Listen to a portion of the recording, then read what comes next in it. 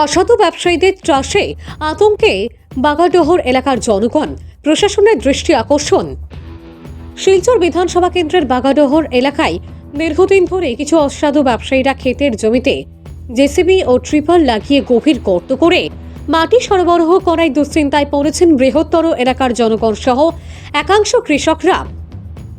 বাগাডোহর সবজি ক্ষেতের জমিতে চলে থাকা সিন্ডিকেট সমস্যার দরুন সবজি উৎপাদনে নানা অসুবিধার সম্মুখীন হচ্ছেন এলাকার কৃষক মহল।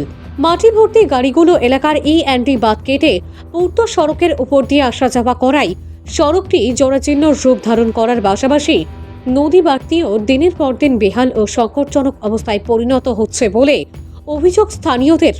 এছাড়াও গাড়িগুলোর যাতায়াতে ধুলো ঝড়ে আক্রান্ত হচ্ছেন ছোট শিশু থেকে ধরে প্রবীণরা। সমস্যায় পড়তে হচ্ছে স্থানীয় নাগরিকদেরও।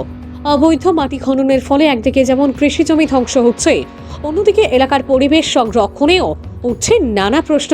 গোটা বিষয়টি নিয়ে এলাকার ভুক্তভোগী জনগণ জানান, সিন্ডিকেটের বিরুদ্ধে সরকার বিভিন্ন বিধি নিষেধ জারি করলেও নীরব ভূমিকা পালন করছে স্থানীয় প্রশাসন সহ বন বিভাগ।